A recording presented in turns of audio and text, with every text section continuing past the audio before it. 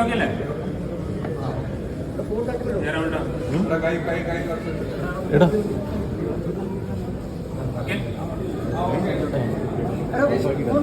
നമസ്കാരം. ഞങ്ങളുടെ സന്തോഷം എത്രമാത്രമാണെന്ന് ഒരു വാക്കിലിങ്ങനെ പറഞ്ഞ് ഫലിപ്പിക്കാൻ ബുദ്ധിമുട്ടാണ്. കാരണം ഏകദേശം ഒരു 32 വർഷങ്ങൾക്ക് മുമ്പ് 1992 സെപ്റ്റംബർ 7-ാം തീയതി അശ്വയുടെ കഴുത്തിൽ ഈ ഗുരുവായൂരപ്പൻ്റെ മുമ്പിൽ വെച്ച് താലി ചേർത്താൻ ഒരു ഭാഗ്യമുണ്ടായി.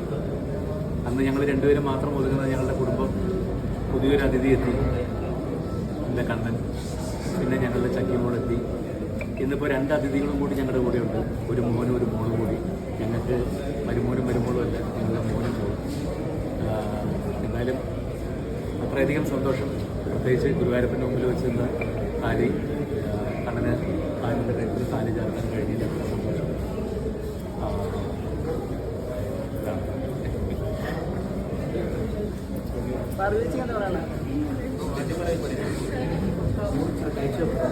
ചേച്ചി എന്താണ് ഈ ഒരു അവസ്ഥയിൽ പറയാനുള്ളത്?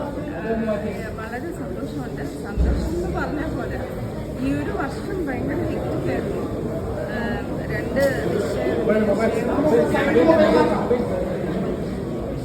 പിന്നെ 2 കല്യാണം എല്ലാം നന്നായിട്ട് ദൈവത്തിൻ്റെ അനുഗ്രഹം കൊണ്ട് നന്നായിട്ട് നടത്താൻ പറ്റി. എല്ലാം ഗുരുവായൂരപ്പൻ്റെ അനുഗ്രഹം മാത്രമാണ്. അപ്പോൾ അവരെ പറയാം, ഇന്നും കുട്ടികളുടെ ലൈഫിലും എല്ലാവരുടെ ലൈഫിലും ആളുകളുടെ പാർട്ടിസിപ്പേഷൻ എന്നുണ്ടായത്, പ്രത്യേകിച്ച് നിങ്ങളുടെ ഒരു സപ്പോർട്ട്, പിന്നെ പബ്ലിക്കിൻ്റെ ഒരു സപ്പോർട്ട്. എല്ലാവരും കല്യാണം കാണാൻ കേരളത്തിൻ്റെ പല ഭാഗത്തു നിന്നും പണ്ട് 10-32 വർഷങ്ങൾക്ക് മുമ്പ് ജയറാമിൻ്റെയും പാർവതിയുടെയും കല്യാണം കാണാനായിട്ട് അന്ന് കൂടിയ പോലത്തെ ജനങ്ങൾ വീണ്ടും ആ സ്നേഹം കൊണ്ട് മോൻ്റെയും മോളുടെയും കല്യാണം കാണാൻ വന്നതിലുള്ള സന്തോഷം, അത് കേരളത്തിൻ്റെ പല ഭാഗത്തെത്തിയ എല്ലാവരോടും എത്ര നന്ദി പറയണമെന്ന് അറിയില്ല. ഒരുപാട് അമ്മമാരും സഹോദരിമാരും സഹോദരന്മാരും എല്ലാവരും വന്നിട്ടുണ്ടായിരുന്നു. അവരുടെയൊക്കെ ഒരു വിഷ്, അവരുടെയൊക്കെ ഒരു പ്രാർത്ഥന സൈഡിൽ നിന്നുണ്ടായിരുന്നു. നന്നായിരിക്കട്ടെ നന്നായിരിക്കട്ടെ നന്നായിരിക്കട്ടെ എന്ന് പറഞ്ഞു. അതൊക്കെ തന്നെയാണ് തീർച്ചയായിട്ടും ജീവിതത്തിലെ ഏറ്റവും വലിയ മഹാഭാഗ്യം. ഒരുപാട് സന്തോഷം. ഈ ഒരു വർഷത്തിനുള്ളിൽ 2 വിവാഹമാണ് ഗുരുവായൂരപ്പ സന്നിധിയിൽ. സാധാരണ രീതിയിലുള്ള വീടുകളിൽ നടക്കുന്നതല്ല, ഏത് രീതിയിലുള്ള ആളുകളാണെങ്കിൽ അതിൽ അങ്ങനെയില്ല. 6 മാസം കഴിഞ്ഞ് ആവാന്നാണ് പറയുക. 6 മാസം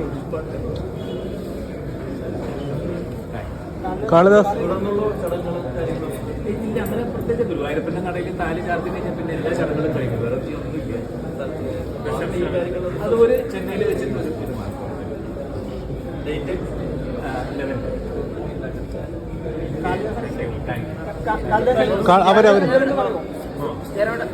സുരേഷ് ഏട്ടൻ ഒരു സഹോദരനെ പോലെ പന്തലുണ്ടായിരുന്നു. സുരേഷ് ഏട്ടൻ ഒരു സഹോദരനെ പോലെ. സുരേഷ് എല്ലാം സഹോദരൻ തന്നെയാണ്. എപ്പോഴും ഉണ്ടല്ലോ എല്ലാ കാര്യത്തിലും. എത്ര വർഷമായിട്ട് സുരേഷ് ഞങ്ങളുടെ വീട്ടിലൊരു മുട്ട ജ്യേഷ്ഠൻ തന്നെയാണ്, എൻ്റെ മൈസൂരിൽ.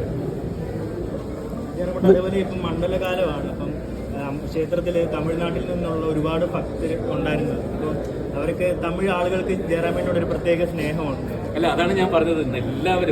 എല്ലാവരും ചേർന്നിട്ട് ചുറ്റും ആയിരക്കണക്കിന് ആളുകൾ നിന്നിട്ട് അവരുടെ ഒരു അനുഗ്രഹം ഞാനിങ്ങനെ ചുറ്റും കണ്ണോടിച്ച് കാണുകയാണ്. അതായത് ഏറ്റവും വലിയ സന്തോഷം. അപ്പോൾ ഗുരുവായൂരപ്പൻ കാണാം. അല്ല കാളിദാസ്, അവര് നിങ്ങളിരിക്കും, നിങ്ങൾ ഇരുന്നിട്ട് പറഞ്ഞത്. അമ്മയും കൂടെ ചേച്ചിയും കൂടെ ഇരിക്കും. ചേച്ചിയും കൂടെ ഇരുന്നത്. ചേച്ചി അല്പം നീങ്ങിയിരുന്നു. ഓക്കെ. കാളിദാസ്, എന്താണ് ഈ ഒരു അവസ്ഥയിൽ പറയാനുള്ളത്?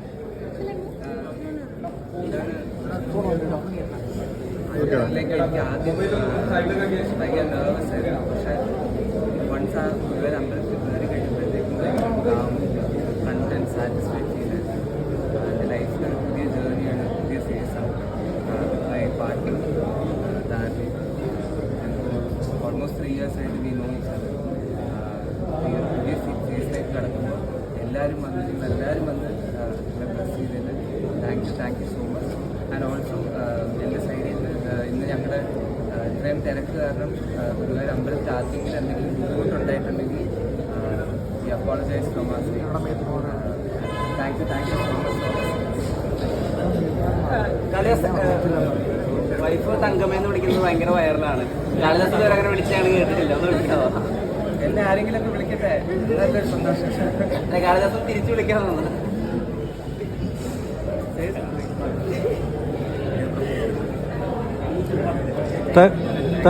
തരുണി എന്താണ് ഷെയർ ചെയ്യാനുള്ളത്? എനിക്ക് അങ്ങനെ വേർഡ്സ് ആയിട്ട് എനിക്ക് പറയാനായിട്ടില്ല. ഇങ്ങനെ ഒരു emotional movement words are not enough to explain something. So I don't want to say something and yeah, words are just not enough. ഭയങ്കര ഇമ്പോർട്ടൻ്റ് ചെയ്യാണ് ഭയങ്കര സ്റ്റിൽ ഫീൽസ് ലൈക്ക് ഭയങ്കര ആഗ്രഹമാണ്.